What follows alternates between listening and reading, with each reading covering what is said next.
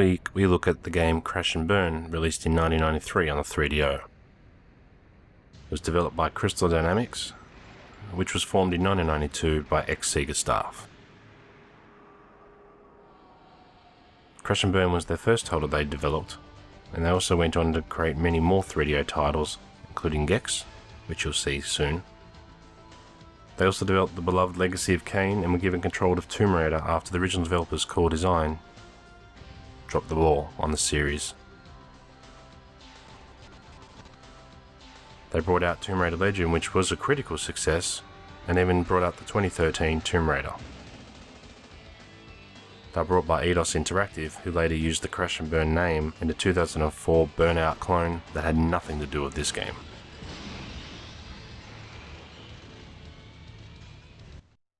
I'm a showman first and foremost, and movement is the key to my success.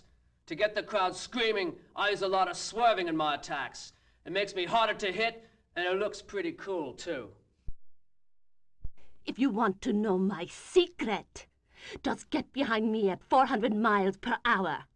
I'll drop a few toys of joy on the track for you to play with. Then you'll understand.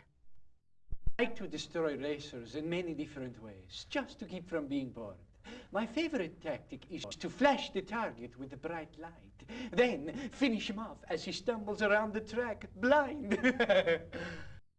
Sometimes I ask myself how I can stand the senseless death and gratuitous violence in Death Drome. Then I get my winnings check and it all becomes clear. My favorite weapon is the missile. It's the long-distance stab in the back. The secret to winning is to never, ever make a mistake. You master that tactic, and you will always destroy your opponent. I love close-in combat. I've survived this long because I live by two credos. Number one, everyone is your enemy. And number two, a dead enemy can't kill you.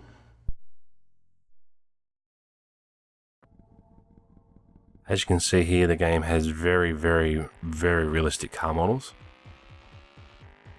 I mean, Lego car shapes. It doesn't hold up very well.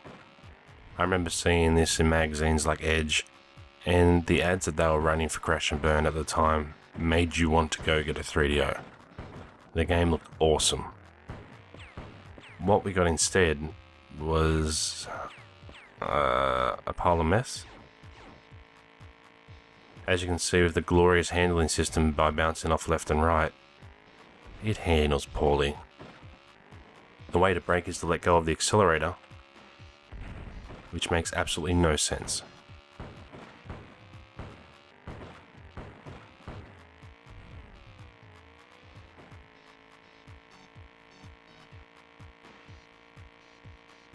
As you can see here, it's very much like Wipeout, although that came later, with you gaining a lot of speed down this hill, and then instantly losing it.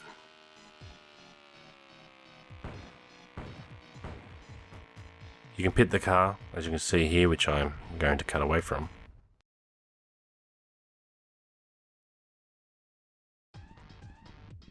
It's very hard to go back to, it doesn't hold up very well.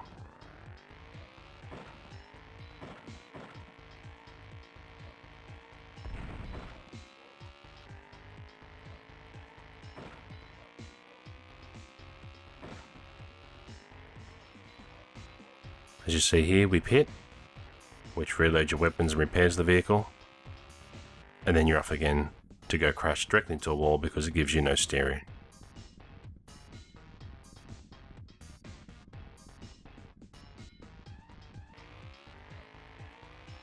Told ya.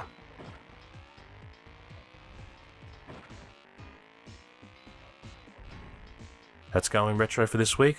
Tune in next week where we bring you more retro games.